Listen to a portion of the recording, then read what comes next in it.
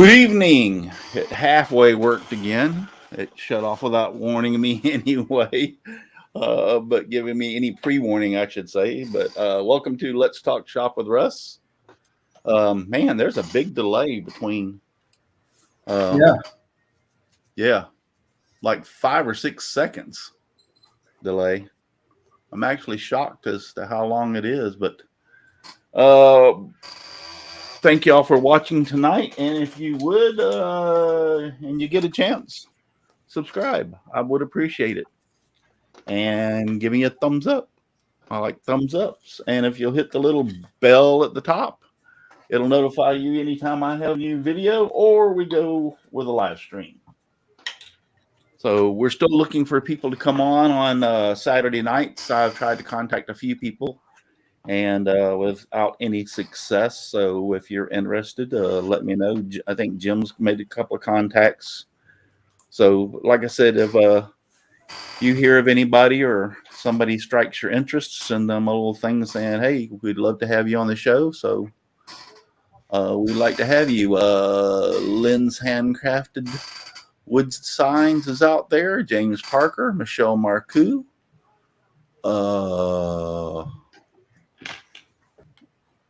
Who else is out there? Brooks Martin's out there. James Parker, I just said. I think Bill, Aussie Man, I think he's out there. Chris Nealon's out there. Leonard, which that's Leonard. Leonard is Lynn's Handcrafted Wood Signs. Leonard Davis. Brooks Martin. I know Aussie Man's out. Yeah, there is Aussie Man. I thought I seen him in there earlier, but glad to have y'all all out there this afternoon. So let's get started. Paul, tell us where we can find you. I'm here. You're here. You can find me on YouTube at Paul's Messy Workshop, on Instagram at Paul's Messy Workshop, and you can find me here on Saturday nights. Chris, it's up to you. Hey guys, Chris the Old Cranky Workshop. You'll find me here on Saturday nights also, and YouTube and Facebook. Dixon. I'm Dixon Hoffman. It's good to be here. You can find me at hoffmansignsandDecals.com. Donna. Presley, Donna's Wood and Art, Donna's Embroidery Plus, Facebook, YouTube, and home. And Jim. Jim Bashir's Driveway Workshop. Talking about Kerf tonight. Yep, we're talking about Kerf. Al Forte can't be with us tonight. He is at I think he said a grandkid's birthday party, if I'm not mistaken. And then Donald is sick, so he's not here tonight. So That's just to let one. y'all know, so he's got what I had. I was pretty well sick the whole month of January. As far as the first 2 weeks, I had that sinus infection I couldn't get rid of, and then I messed up my back again, so I was laid up with it. But yeah, I missed the whole month of January doing anything. I pretty well didn't do anything. So, but it was just the cold would just not let go. It would just kept on hanging on and went into my sinuses. So that was really, really bad. But yeah, we're going to talk about, I had some people email me, and I also seen some people talking about it in various wood groups and woodworking groups, and that is called Kerf. So we're going to discuss Kerf. I think everybody has a general idea, but it also, people don't understand that Kerf does play a part in CNC, and it also plays a part in lasering. So we'll bring that. But basically, Kerf means it's the removal of wood by making a slice or a cut in the wood.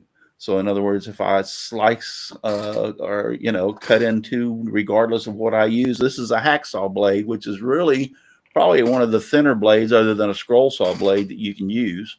But even a hacksaw blade has kerf. Now you can't see it, at least I don't think I can put it on the camera where you can see it, but actually it's got their kerf is every so often the teeth, it's got like little waves that run down the blade.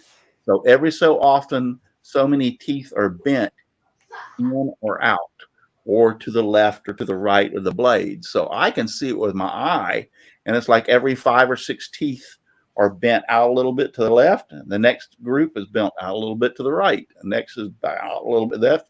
That continues all the way down, that wavy motion all the way through on there. And I'm like I said, I don't think I can get it where y'all can actually see it on camera. Maybe we can. Let me go ahead and see myself solo. I know you want to see my beautiful face this time in the afternoon. And see. Let's see if you can see it. Slightly. I'm trying to back up away from the camera some, which will actually get better focus. Well, anyway, let's see if I can go for the other side and you see if you can see. Oh, there you go.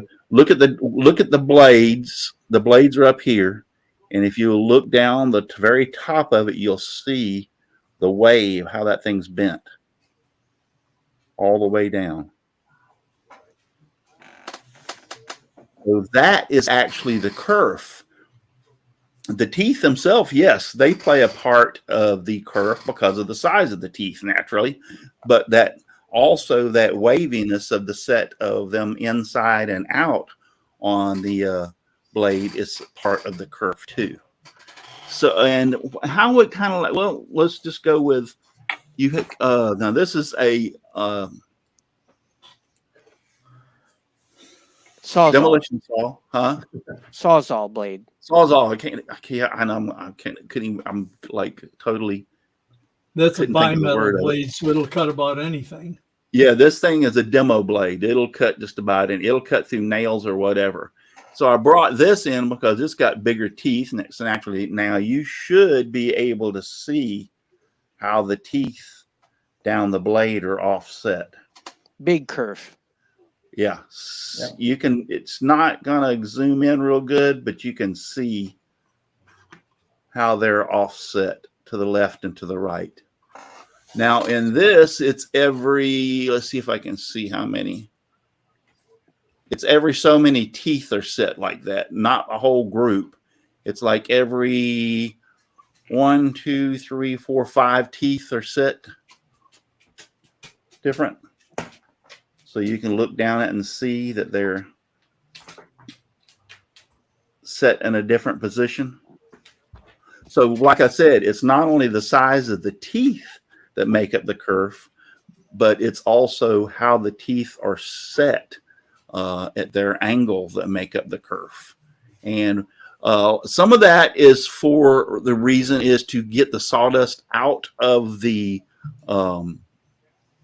way. So when you're cutting, you don't want the sawdust in there. Exit solo layout. You don't want the sawdust in the place where it's cutting because it will start to burn. It'll start causing friction on your blade. It'll start heating your blade up worse. So the kerf is also designed, and that's also part of the gullet, which is the space in here between the teeth, that little half circle or half moon or whatever you want to call it. That is the gullet, and that's also designed to pull the sawdust and give the space for the sawdust to be in that area and be pulled out as the blade is cutting. So that's 2 of them. And then you got a circular saw blade, which these teeth are also set to the left and to the right. One set left, one set right, one set left, one set right. So this is a circular saw blade. And they're also designed the same way. Now, they've come a long, long ways in circular saw blades. Used to predominantly about every circular saw I saw that was especially for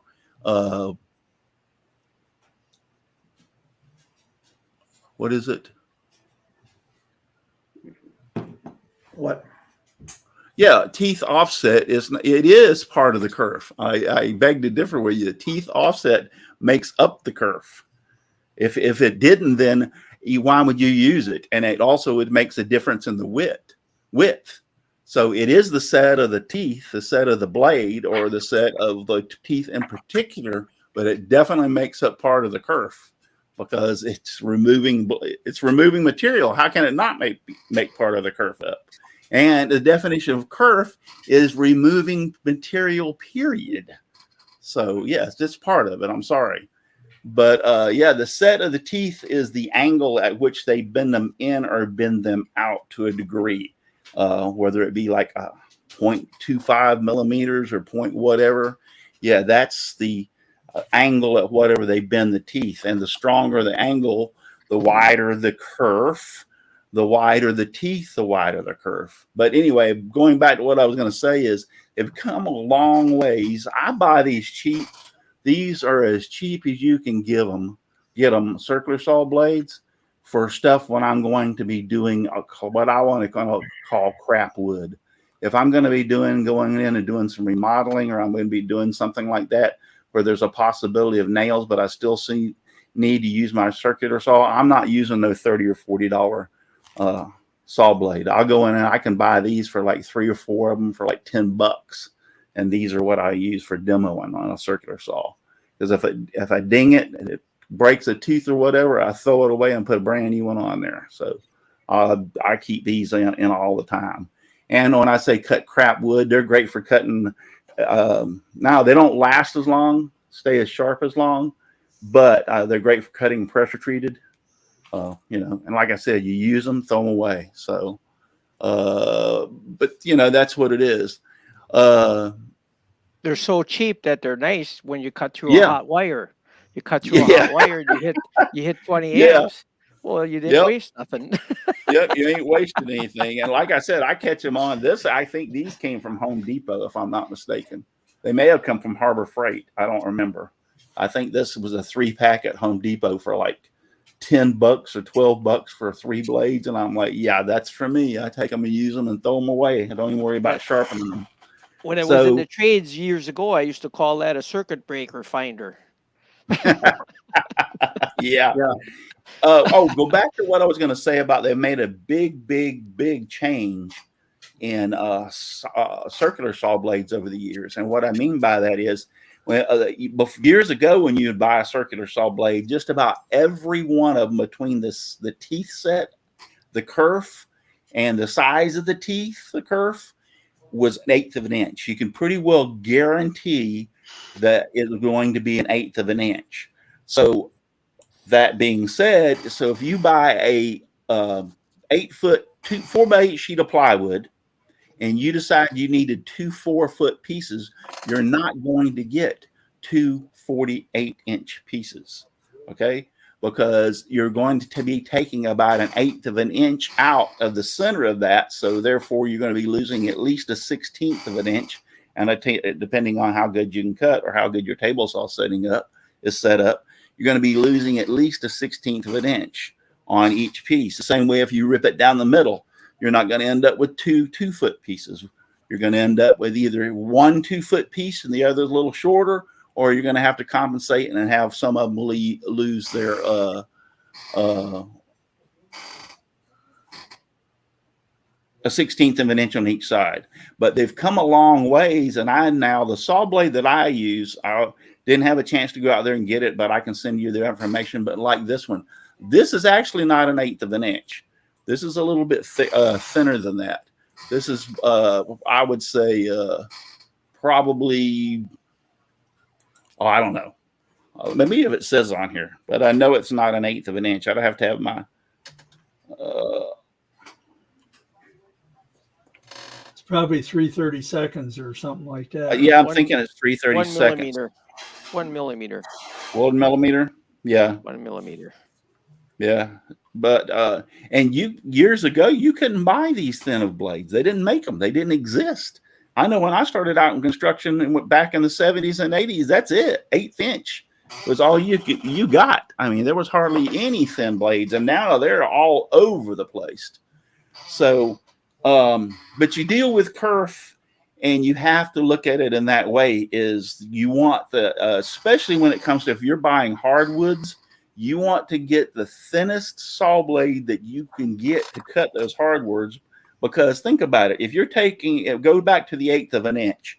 Let's say I need to get so many pieces out of a 1x6, for instance. Well, every time I'm cutting, I'm taking 1/8 of an inch. Mm-hmm. So after 2 cuts, with the old saw blades, you've lost 1/4 of an inch. After 3 cuts, you've lost 3/8. So you're starting to lose wood. So the thinner you can get the blade, the better off you are. And that's why I think Diablo has come out with some really, really thin, even thinner than 1 millimeter. The saw blade that what's the thickness of a dime, I wonder? Somebody want to look that up?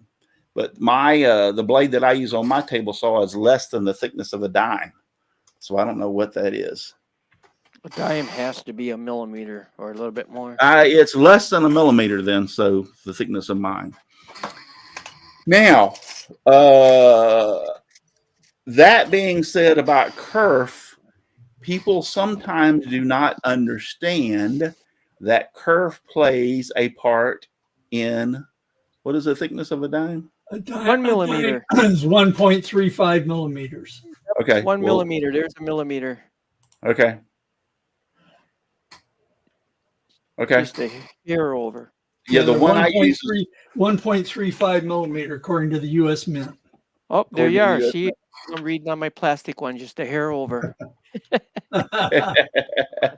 Okay, so mine, the blade that I use is less than a thickness of a dime, so it's probably about 1 millimeter, a little bit less than 1 millimeter. So, but when we go back now, if you want to go into, this is where the emails, and a couple of people PM'd me because they know I know a little bit about lasers, and yes, I know a little bit about lasers. I don't know a lot, but were asking me about they were having problems doing some things on their laser, and one of the reasons is because they did not realize kerf plays a part in a CNC, and it also plays a part in a laser. Okay. And every laser, and I think the diodes probably may have one of the thinnest kerfs out there. I'm not for sure, but I do know that each CO2, depending on how it's set up and the manufacturer, the tube, all that different information, the width of the beam is different on different lasers. Okay. So for instance, let's say that I have a piece of wood, and I'm going to cut a circle out of it. Well, when you cut the circle out of it from the original circle, the circle just falls right through. This goes so easy here. Let's go back to solo layout.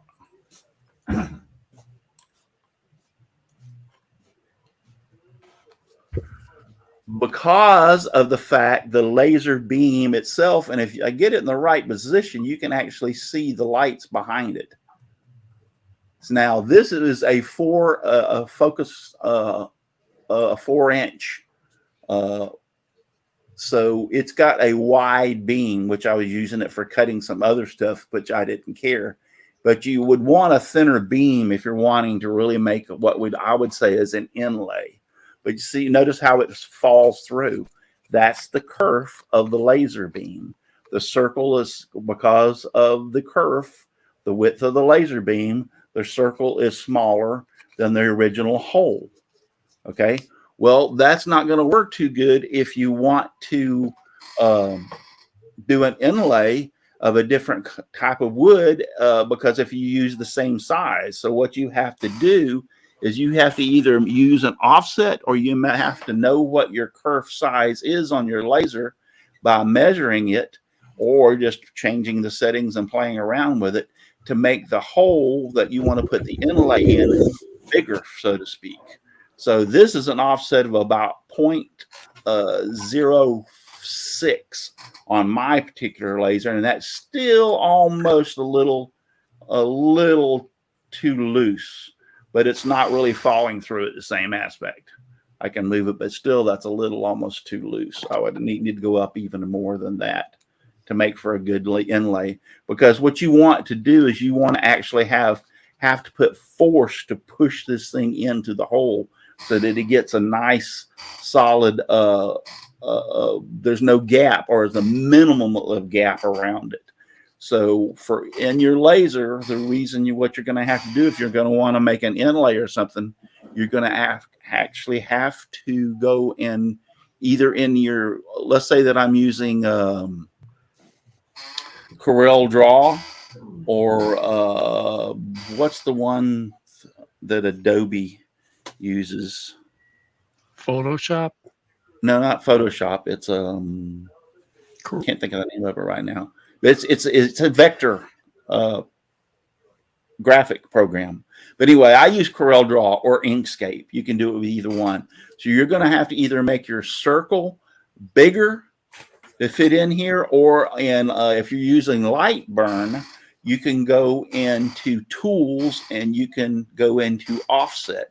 It's got rectangle and circular and shapes offset, and you can actually change the offset, which will make a line around the original to whatever size you want it.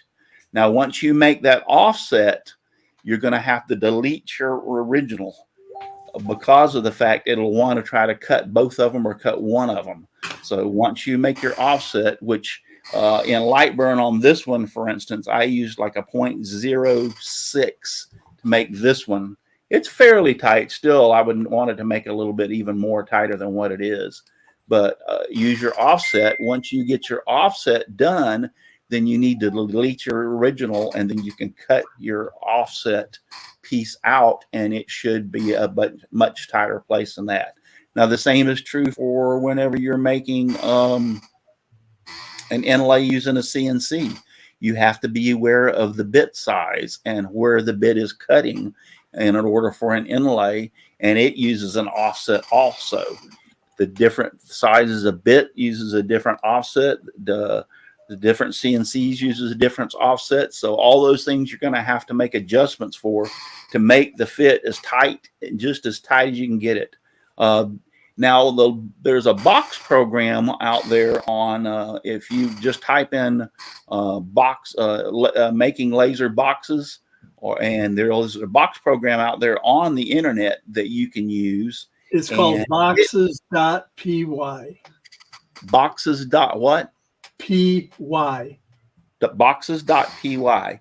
And they actually have a scale that you can use to set up and make some cuts of the different, it's got different widths of the teeth and the openings in there. And what you do is you cut those out first, and then you put them together and find out which one's the tightest. And then when you go in the program, you can make that setting, choose that setting to make your box, and so that the box holes and the fingers, or however you want to point, the joints are really nice and tight and secure. I've made them so tight that once I popped them together, I didn't even need to glue. I mean, they were that tight. I couldn't. Matter of fact, I was afraid of taking the thing apart for breaking it, so I just left it the heck alone. So but it didn't even need any glue. It was so tight. So, but if you're wanting to use a laser and you wanted to make like earrings, for instance, and put an ear, you got some walnut, and you want to put Purple Heart in it using a laser, which you can use a laser to make inlays. You just have to be aware of what you need to set in. One of the things you're going to do is get you some scrap wood and play around with it and find out what your offset is. That's the best thing I can tell you. Just find out for sure because if you're using different sizes lenses, like a 1.5, a 2.0, a 2.5, and a 4, each one of those beams widths are going to be different. So you're going to need to make calculations and check on which one you want to use and see which the offset is going to be for that particular beam. So you can use a scroll saw to do, but the thing about it is, on a scroll saw, since somebody mentioned that out there, I'll go cover that, is that whenever I make my patterns, I use a hairline in Corel Draw. I use a hairline outline, so to speak, so it's just as thin as it can be, and I'll make it red, and I'll make the pattern that I want that's left gray, so I can distinguish the difference between the pattern. Now, using a hairline, you still have to be careful. If you're wanting to do an inlay using a scroll saw, You need to, on one piece, you need to cut on the inside of the circle. On the other piece, you need to cut to the outside of that line, so to speak. That little tiny bit, because a scroll saw is probably one of the most smallest blades. They've got like 2.0s now that are just like, they're paper thin, but you still have to cut to the inside or outside. The same thing with an offset on a laser of the line.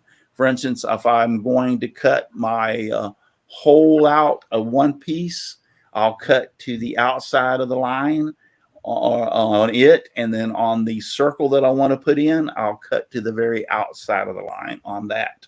One thing great about scroll saws, though, is that you and the thin pieces you're using, you can, if you accidentally make it a little bit bigger, you can't do it if it's smaller. Naturally, it'll fall through. But if you make it a little bit bigger, you can do a little bit of sanding, and usually they'll fit right together, nice and easy. Yeah. Yes, the bevel cuts are for the baskets. You make the bevel cuts on the baskets so that one piece, the next piece is bigger than the other, and then you stack them on top of each other. So y'all have any questions, guys, or anything you want to add to what I have said? CNC is easy to figure the kerf because it's usually the size of the bit. Yeah. But you still have to be aware of it. Right. Oh, absolutely. Yeah. Especially like if you're doing inlay, because you got to be cut one on the inside and one on the outside, or it ain't going to work. A lot of softwares will let you do an inside offset or an outside offset. Outside offset, yes. That helps. Vetric lets you do that. Yeah. Oh, actually, what did I just say for the laser? Lightburn will. It'll let you decide inside or outside. Yeah. Yes. It'll let you choose the difference. I noticed you said something about today. You want to know about Kerf, Donna. What was your... Did I explain it good enough to you to understand? Yes. I thought I knew what it was, but it never hurts to make sure. Yeah. Especially when I do so many different things, and it's like keeping up with some stuff. I'm like, what's that again? So I just want to go for a refresher course, Yeah. And somebody said stack on the scroll saw and cut at a slight angle. It fits tight. Yes. If you're doing stack cutting though on a scroll saw, you have to make sure that your table and your blade are perpendicular to each other, because if it's off, it can make the one underneath it. It's going to be different than the one before it, especially if you're doing really fine cuts. You can actually cut through the line by having it, if it's not good and straight and perpendicular to each other.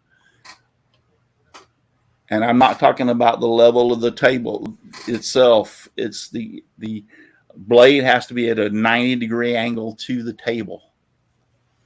They have to be perpendicular to each other. Otherwise, you'll get off. Too much off of it on that bottom. So otherwise, you'll cut too much off on that bottom piece. Yes, exactly. Because if you're cutting like 3/4 inch pieces, that's 3/4 of an inch. By the time you get to the bottom, it's going to make a difference. If you're way off, big difference.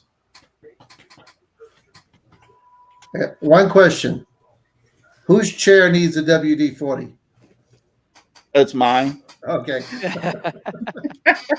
That's the reason I got rid of it out of my office and bought a brand new chair, is because of like if I get up at night and I can't sleep, I'm over there playing on my computer. This chair woke my wife up. Jimbo has a question. Why do some blades have a bevel on the blades and some of them are straight? Because they didn't want a bevel on the blade. It has to do with the what do you mean by bevel? I'm not quite sure what you mean by bevel. Teeth are bent out. Is that what you mean by bevel? They are. The teeth are kind of bent in and out a little bit as they set for them. That helps clean out the blade too. Yeah. Right. Yeah. Clean it out. Well, otherwise your blade would bind all the time. Yep. Yes. Bind. Yep. So the other thing is bevel. So that's the only thing I can think of. It's the set of the teeth, actually, not the bevel that you're talking about. Maybe he's talking about the friction. Now your thinner blades, your 2.0, I have looked at them, and by George, if there is a set on them, I can't tell it. They're so small. It's so minute. They're so tiny. He says angle. I wonder if he's talking about why some teeth are straight out and others have a angle to them, you know, or like your reverse tooth blades. Are you talking about your reverse tooth, Jim? He's talking about an angle. I think he's talking about that helps clean the reason that's there is because you'll have so many teeth turn like in a downward direction and so many teeth turn in an upward direction, and that's so that the teeth being pulled upwards are cutting the bottom of the board in an upward stroke to make the back side of the board smooth as the top side of the board. Yep, that's why they got cross cuts and regular blades. Your That's S09 on carbide blades.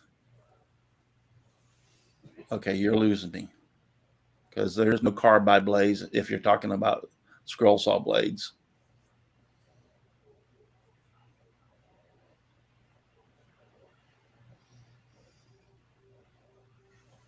Okay, I think he means that the tips that they put on the blades, some of them will have a concave.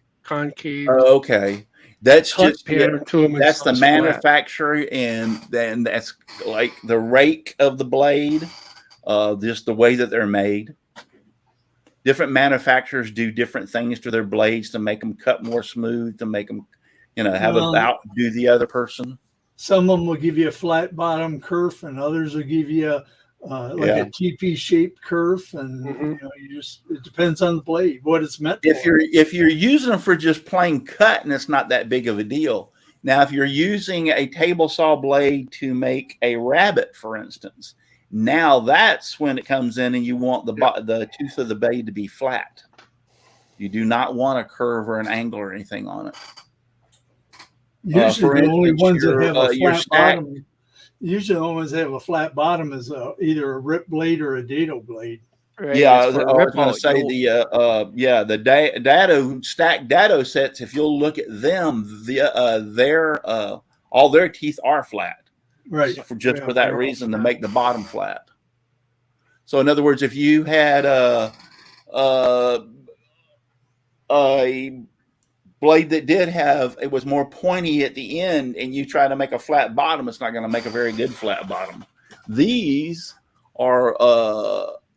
actually have, if you look at them really close, and I don't know that y'all can see this, but these actually have an angle on them. And that's just for the preference of the manufacturer. I don't know that you can see that. But you can see it when it's back. Yeah, this tooth right here, it actually has an angle on it. Those are alternating top bevel, isn't that? Yes, what they are? Alternating, and that is to make it just cut better.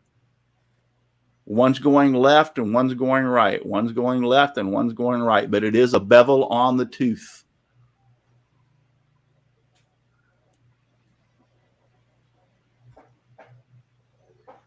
Wow. And that's simply to make it cut through the wood. It's their way of making it cut through the wood faster, better, cleaning out the sawdust faster, better. That's all that's for. I mean, it's just the cutting of the blade. It's what that manufacturer decided that they're going to make, how they're going to make their blades, and it's going to outdo their competitors. I'm out of here, Russ. All right, see you. Talk to you later. Adios. But that's all it is. You have, and the way the blades are made now, except for the one that I use on my table saw, I love that design, and it lasts the longest for me. I mean, I've bought. They're very expensive. Don't get me wrong, but I've only bought 2 blades in the last 5 years for my table saw. Now I've got stacked dado blades. I've got regular Diablo blades to cut. Like if I'm going to cut pressure treated, I'm not using my $300 blade to cut pressure treated. That blade is specifically for walnut, purple heart, any exotic species of wood. That blade cuts so smooth and so fine that you don't even have to do anything to make a glue joint. It cuts good enough you can just glue it together right then and there. It's glue joint cut perfect, so to speak. Yeah, James, like I said, the difference is not anything that you should really worry about. It's just as far as cutting ability, it's just the manufacturer does whatever they do to their blades to make them better. For instance, Diablo is supposed to be a better blade. What is it? Mamba? I believe it's a Mamba blade. Izzy Swan recommends them. They're very expensive, but they say that they're one of the best blades on the market, especially for a compound miter or a table saw. They're one of the better blades for those. Yeah. One blade, the way it's designed, for instance, might be a little bit smoother cut. I use, these are just framing carpenter blades that I use to cut. That's all they are. Anybody ever like resharpen your table saw blades? You just pitch them. No, my table saw blades, the ones that I pay big bucks for, yes, I send them back to where I bought them from, and they will clean them. They will, if they have tooth broke, they will redo the teeth on them, and they will set them, and they will resharpen them and send them back to you. Wow. Yeah, they'll fix them and send them back to you. I'll have to take I one. Realize I haven't changed my table saw blade in probably 3 years now. Yeah. And I'll put the table blade on. Like I said, I don't use these. The blades that I use that are really expensive, the one I said is thinner than a dime. Yeah. I use that strictly for exotic woods. If I'm going to cut a 2x4, I'll throw a Diablo or a DeWalt or any, whatever I can get at the time that's the cheapest that cuts good. But if I'm going to cut a nice, like for instance, I cut a lot of clear pine up and use it. Now I'll use that expensive blade to cut clear pine, but clear pine's different from your construction grade material. You could practically cut clear pine with a butter knife. It's so easy. Yeah. So. You don't want to use your $80 blades with glue. No. Plywood with glue in it. Yeah. Somebody's asking how expensive. Like I said, it's just all the preference to what blade, how the manufacturer makes it, and then what you like about that blade. Because I know some blades cut better than the others. I know, like this one that I bought, I learned about it years ago. I can't even think of the name of it right now, but that was one of the things I was wanting to do was get the box, because they ship it in a specific box.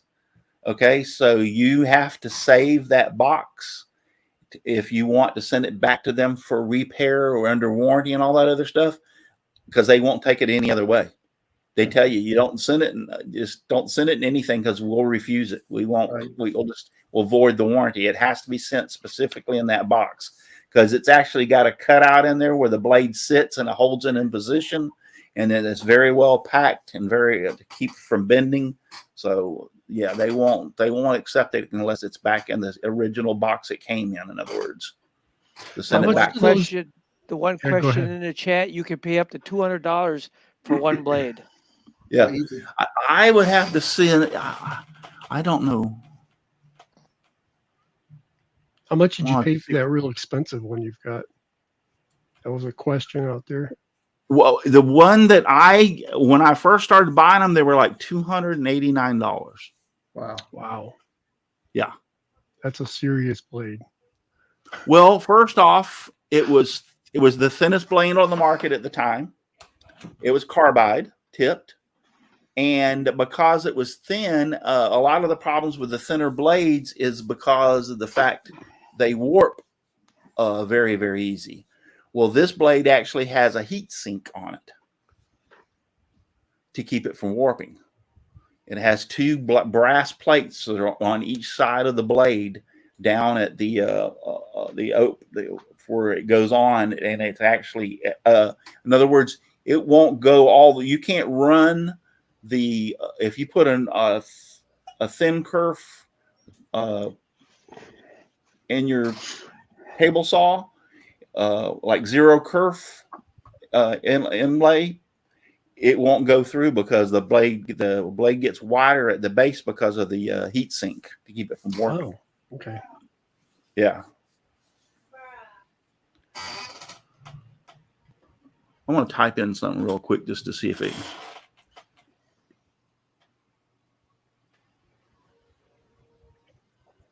I can find this blade. Is this the one you have? Yeah. Okay. I would probably going to have to go out and find it. A Mana Tool.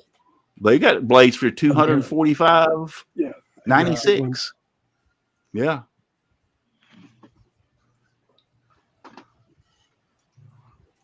Bob Lee says he'll resharpen his Diablo up to 4 times. Yeah. At a local shop. Huh.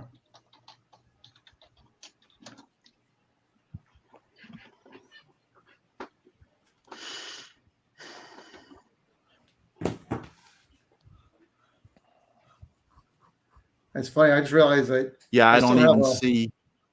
Good. Yeah, a woodpecker blade they got here. You can pay $270 for a woodpecker blade. It says. Wow. Yeah. With the carbites. Jeez. So it gets crazy, like any hobby. Oh yeah, it's the rabbit hole. Yep. Just like the. I don't even see mine. Like I said, I stumbled across it, and they're not. A lot of people don't even know about them. I stumbled across it. Here's a forced thin kerf for 170. I mean, so really, when I tell you I paid that much for it, I see blades that are here that are just as expensive now. You also got to look at what you're in it for. Are you just a hobbyist, Right. or are you making a living at this? I mean, Yeah. Well, two things. The reason I bought mine is for the fact that it cuts so smooth that it's a glue finish. That was one of the first things I looked at. The second thing was, like, once again, if you've got a 6-inch piece of walnut and you need so many pieces out of that 6-inch piece, well, if you're not using a thin kerf blade, you're going to use another piece of walnut. You're not going to get that many pieces out of it, if you get what I'm saying. So, you're looking at money as far as every time you make a cut, all that sawdust you just cut, that's money laying there. Oh yeah, absolutely. So I went with a thin kerf blade to save wood, so to speak. And the fact that I've only had to have 2 in like 6 years, I mean, it's not any worse or any, I'm not really losing anything on that. Yeah. Over 100 carbide teeth. Right back. Tiger Stop charges $670 for their blades. Yeah. Wow. Aussie beat you. Yeah, a Mana Tool carbide tip. Aussie Man says it's $368. Yeah. Yeah.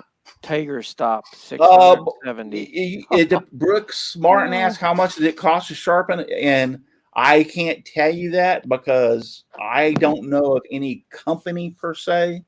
Like, you can't send them. I don't know that if you can send them back to Diablo or any of these companies. Or I used to have a place that sold. It was a farmer's market, not a farmer's market, but they sold feed, they sold hay, they sold saddles, they sold everything for animals. In other words, like tractor supply or something like that. Tractor, yeah, and it was a personally owned, and they had a man that came and picked up. He would sharpen scissors, he would sharpen knives, he would sharpen circular saw blades, and you would drop them off to them. He would come by every Tuesday and then return them the following Tuesday. So, and it would cost me, like, for a 10-inch my chop saw or a 10-inch table saw blade, it would cost, or actually it was a 12-inch compound miter saw blade, but a 10-inch table saw blade. I think he charged me like, but this was good ones. He charged me like $20 a blade. Yeah, that's about right. Yeah. We have a shop in Kaukauna, Wisconsin here that does blades. They won't take your cheap ones, but they do the good blades like that with all carbides. They have a machine that does them. That's the right angle, and they charge about $30. $30 a blade. Yeah, But you're talking a Heirloom real Game good blade. Says Forster sharpens them. I understand. Okay, some of the places, and if I thought I watched a thing on Diablo that actually, if you buy the Diablo blades, their upper brand blades, you can return them to them, and they will actually fix them and sharpen them and send them back to you. How many times have any of you had a piece of carbide thrown off a blade? I have. Well, I'll take that back. I had one time I broke a carbide tooth on a circular saw on that one when I was cutting through some roofing, and that was on like one of these cheap blades. Like if I need to cut a hole and it's got shingles and everything there, I'll throw one of these on. I'll cut through the shingles, through the nails, through everything all at one time. I ain't sitting there pulling. I'll cut through all of it. If I go through 2 blades, it just saved me 30 minutes of trying to dig the shingles off of that little square place. Well, I just cut through all of it. Yeah. So, yeah. So I had one time that I noticed that as I was cutting, it started vibrating really bad. And when I pulled it out and I started inspecting the blade, it actually not only broke the carbide tip off of it, but it broke like, the whole tip thing where the carbide was at. So on the blade, so to speak. Yeah. It hit a nail, like a 16 common, 3.5-inch 16 common nail. It broke. So all I did was take the wrench, take it off, put another one on it, and started cutting again. So Bob Lee says they make bandsaw blades too. Yeah, that's a good point too. Heirloom Game Calls was saying that I have seen several videos that even Izzy Swan used the Harbor Freight blade sharpener. Now he made a few modifications to it because it seems to be kind of, how you want to say, hard to set, hard to keep set or whatever. It wants to come loose or So he had to do a couple of modifications, but he used it to great success. So. Does Izzy ever use any equipment he buys the way it was designed? Never. What's the name of the place you're talking about, Jim? Izzy Swan had a place. I don't remember, Russ. I him talking about it because we used to. He had at the woodwork show in Atlanta. It's possible, but there was. This was like 5 years, 6 years ago or whatever. We used to have a group of guys that would just get on and talk all night and stuff like that. And he mentioned it, but I just don't remember. I can't remember the name of the company, but I remember looking up bandsaws on their website, and it was like crazy money. Yeah. So, I guess I'm not buying them from them. So. Well, I couldn't find any bandsaw blades for my Craftsman one, and really, I've had good luck. Well, yeah, I know, but I just couldn't find them because they were like 87.5-inch or something like that. But I asked Izzy, and he says, "Yeah, go to these guys, and they'll make them for you any size you want." So, but I got 70.5 on my bandsaw, and that 1/2 inch kills me sometimes. Yeah, really, a 1/2 inch. I found some in all places at a flea market. The guy had six Craftsman, like blister pack things with 3 blades in each one of them. Wow. So I bought them all for like $15. Yeah, I would have jumped. So I'll never have to buy bandsaw I blades. was cutting out a bandsaw box using Patagonia rosewood, and I made 3 boxes. By the 3rd one, that blade was like a butter knife. It was so smooth. That rosewood is some hard damn wood.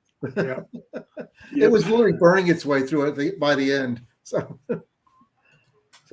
next time, a little more aggressive blade next time.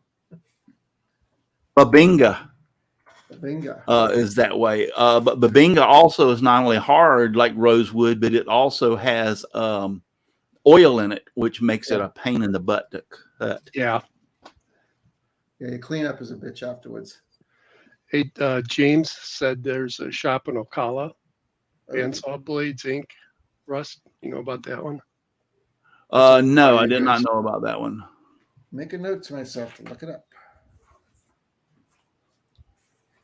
I'll find the name of that place that makes, because I have bought bandsaw blades and different blades from them, and they are very good. I just don't happen to see it right now. I just can't remember the name. Yeah, I can't either.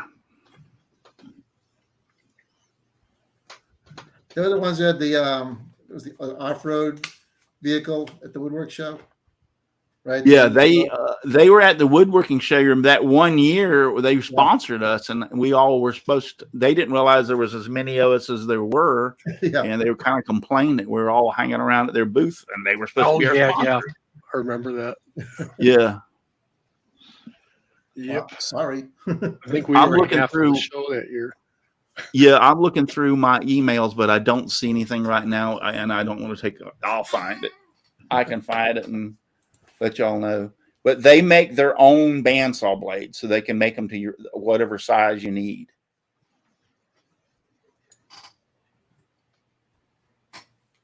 Carbide tip bandsaw blades. Yeah, but the only problem with carbide tip is they make such. They actually make such more of a rougher cut than regular bandsaw blades. I mean, you get a Carter blade or some of the better bandsaw blades. They make fairly. I mean, all bandsaw blades are not going to make the most smoothest cut just because of the way that they run the blade down, but through the material. But there are smoother than others, and I'm going to tell you, I have used a carbide tip bandsaw blade, and it is rough as crap. Now you can't wear the dang thing out, but it's just like really rough. And you're talking about kerf, it has a very wide kerf compared to the others. So, I mean, I guess if you were going to do some wood, do a lot of resawing on wood, and you weren't going to end up planing it, so it really didn't matter, then yeah, you could go with because they'll flat last for a long time. Russ out there said, was it Carter and Sons for the bandsaw blades? Carter, not Carter and Sons, but Carter Products, which is Alex Snodgrass's company that he works with, Carter Products, and they make really good blades. Not Carter and Sons, it's just Carter. But no, the one that Izzy Swan was not Carter and Sons. I think it was sawblades.com. Sawblades.com. That's it. Yep. I just went to one of Izzy's videos to find it. Yep. Sawblades.com.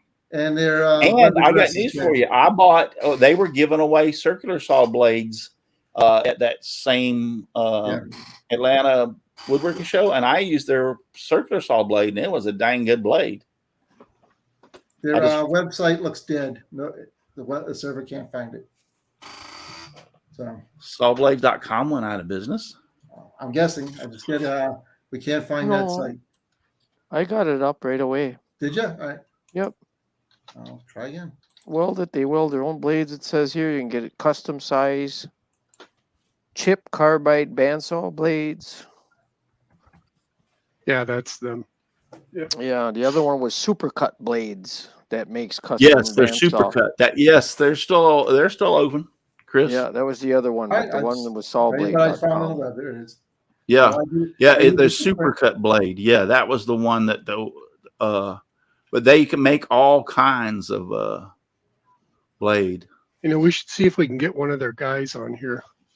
Yeah, I would like to. Yeah, maybe one of their account managers or something would come on and talk about saw blades.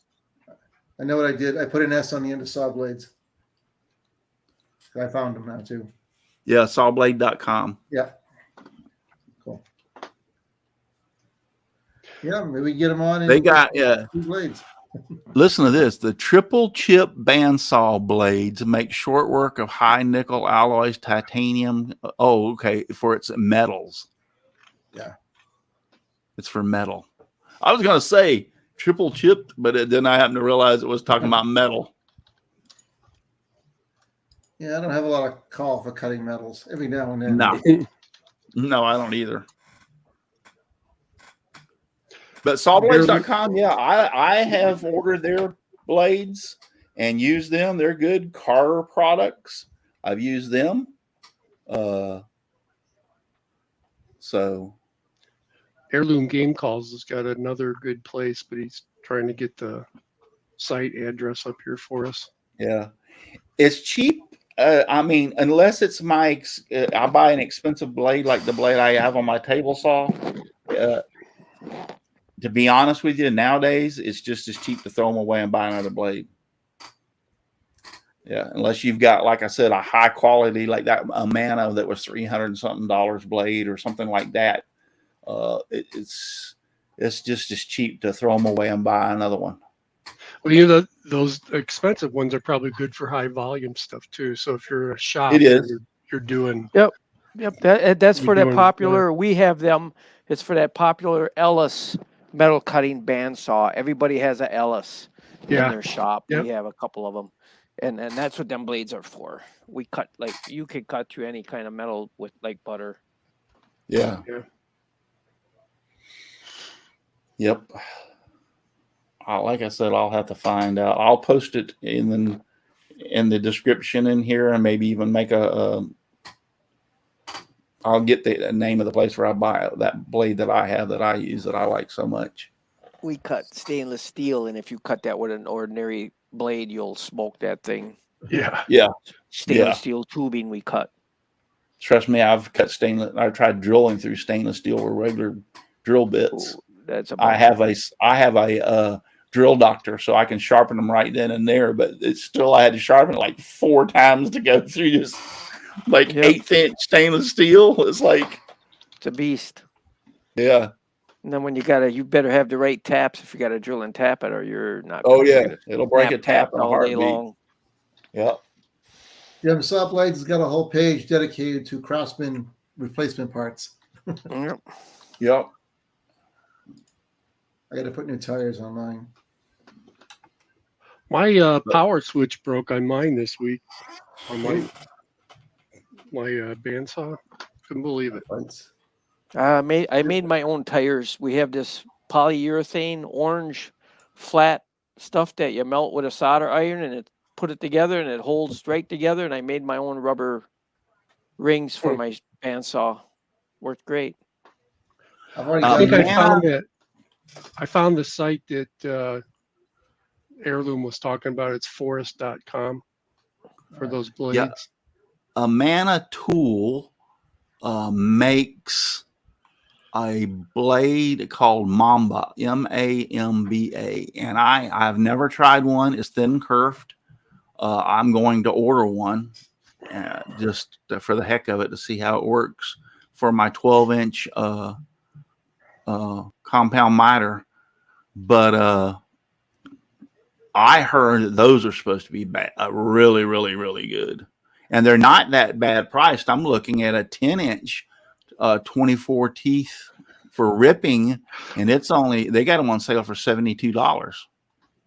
Wow. That's a show copy. You do a test sample. Yeah, that's at Tools Today. But here, let me present, share screen.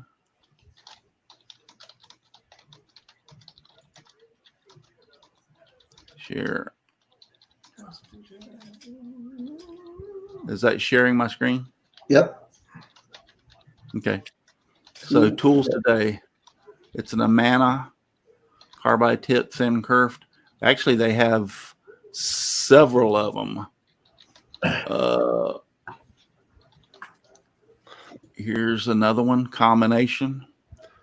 The Black Mamba. Yep.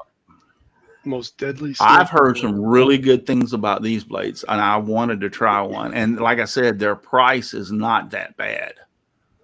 I mean, this one's $61. So, and if you go back to where I just had this pulled up, they're not bad at all. So I'm going to try one of these. I use the one this is one what I would be using, but except I need a 12-inch 60 teeth. Yeah. I'm going to have to go through and find one and use it or try it.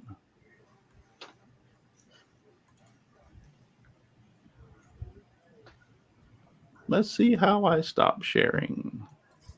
There we go. Yep. So yeah, I'm going to try one of them myself. I heard some very good things about them. A couple of people have told me about them. We lose Donna.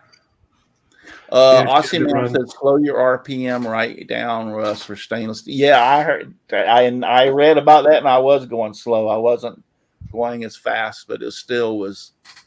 And I was using oil too to try to help it, but it's still. I had to sharpen the bit like 2 or 3 times just to get through 1/8 inch. That's some stainless steel is some tough stuff. Yes, it is.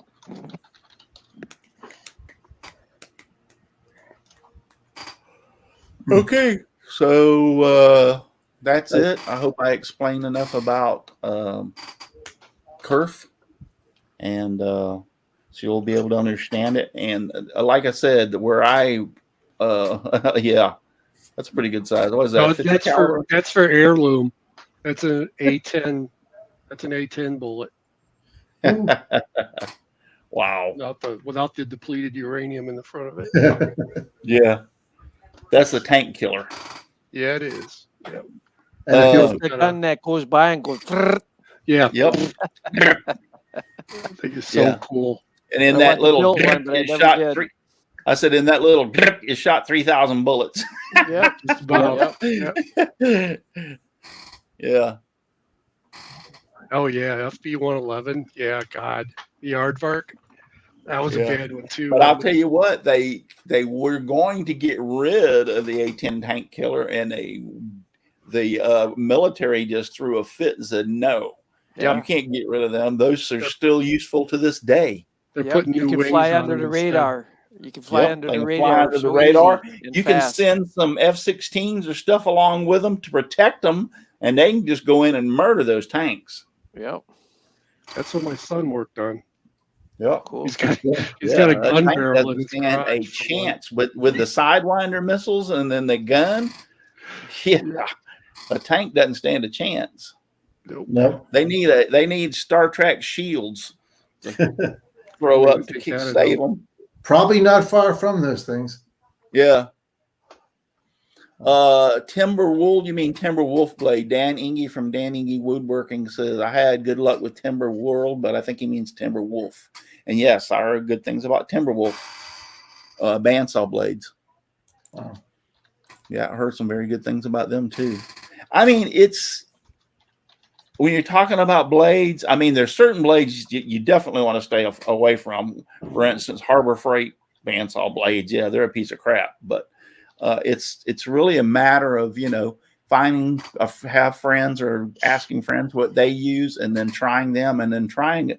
Experiment. Like I said, I heard the Mamba was supposed to be an excellent blade for your compound miter saw, and I'm going to try one of those just for the heck of it because they're not overly priced. So I figure, what the heck, I'll try one and see. And they're made by Amana Tool, which Amana Tool is as far as CNC bits is one of the best CNC bits you can buy out there on the market. Mm-hmm. So.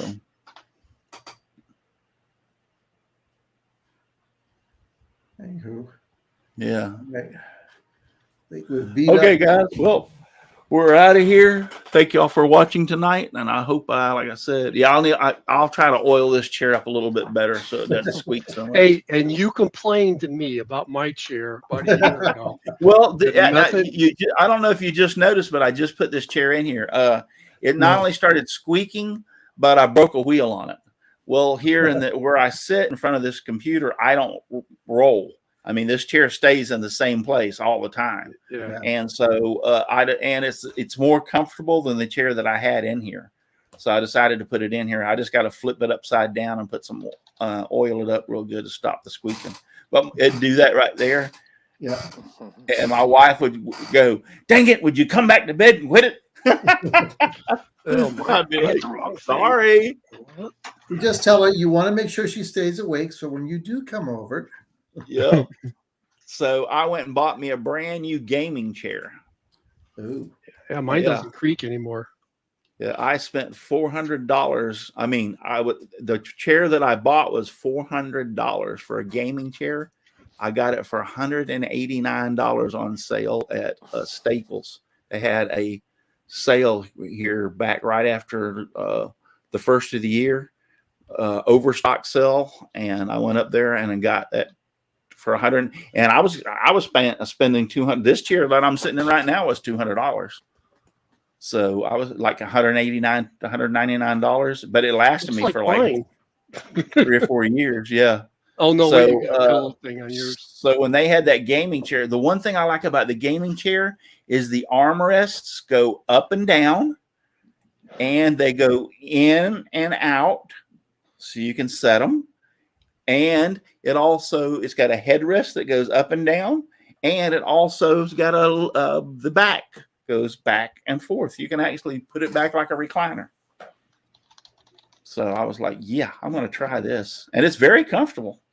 It actually sits very comfortable. So I like for some reason, I like sitting up a little more straighter than other people. Like when I get in my wife's car, she's got it kind of, her seats kind of tilted backwards. I kind of sit up more straight. Yeah, I do the same thing when I'm driving. The seats more. Yep. Almost a 90-degree position. Yep. It seems more comfortable for me. So, well, guys, we're going to get out of here. We're past 9 o'clock. I got to get up and go to church in the morning. So, listen, I hope you enjoyed the show. Hope you learned something about Kerf, and I hope you understand it better. It's especially when you're using, I know a lot of people now are on lasers. So it especially comes very important if you want to do inlays on lasers to keep that piece from falling out, and you want it to be nice and tight. So, but I hope you learned something about that. And don't forget, it's on a light burn. It's called an offset. You can do an outside offset, but you're going to have to figure out the thickness of your beam in order to make that offset work. So other than that, if you're too darn busy to get out in your shop, you're either lazy, sick, like I was for a while, or you're just too darn busy. So get out in your shop and make some sawdust. Just give me sawdust, lots of sawdust all around me and everywhere. I like it flying all around my shop and even in my beard and hair. Good night, everybody. Thank you for watching, and God bless. Remember, you don't have to go home, but you can't stay here. And Nope, Al you gotta wasn't find over someplace talking else. you.